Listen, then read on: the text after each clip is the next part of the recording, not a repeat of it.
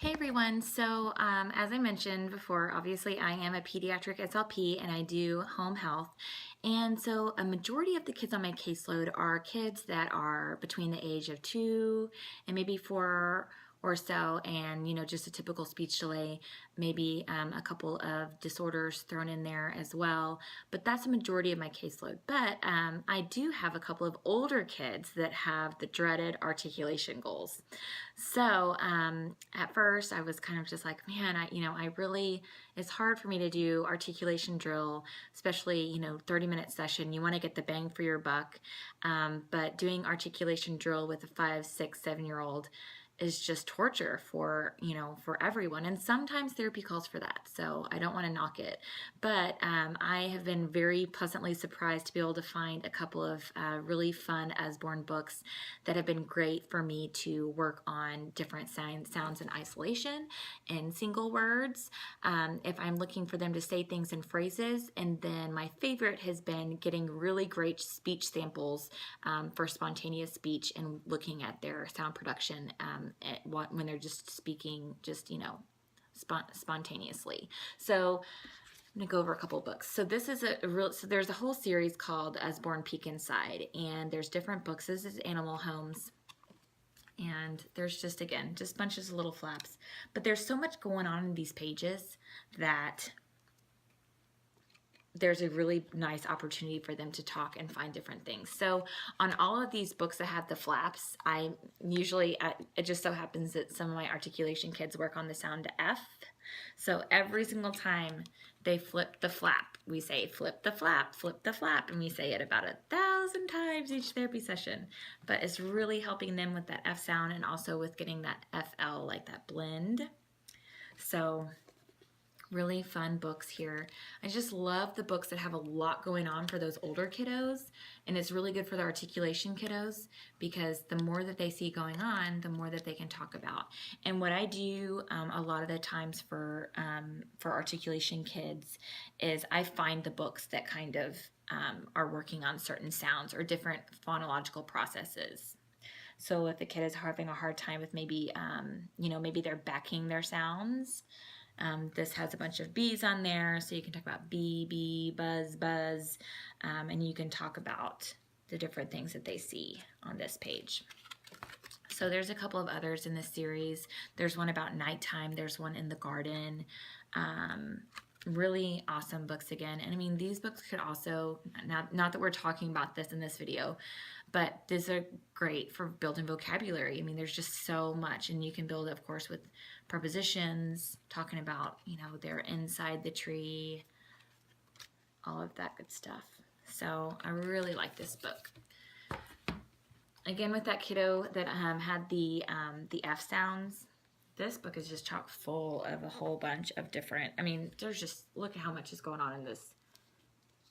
So all these different flip the flaps, right? So flip the flap. And what I do is I just go through and I focus on the different things that are of the sound that I'm working on. And with this kiddo, it was food, or not food, it was F, the F sound again. So we're working a lot on that. But even if, say, it's the SH sound. So I would say, like, she saw a tree. She saw a tractor. And I just kind of do that, like if I'm having a hard time finding the sounds that I need to find to work on that sound. So there's cows. Again, some really nice back sounds in here. So there's cows,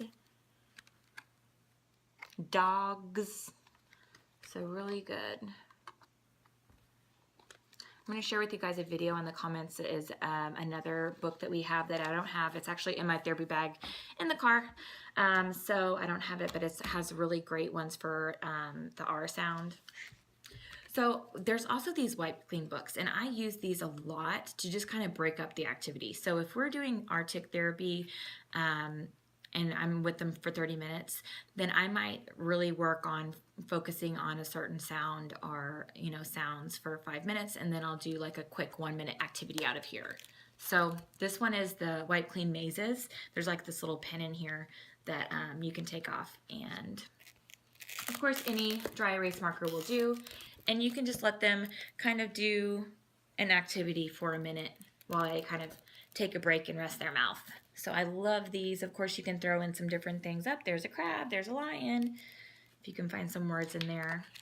But I really like doing this. I usually bring one of these and kind of let them play with it for a minute at a time between working on articulation.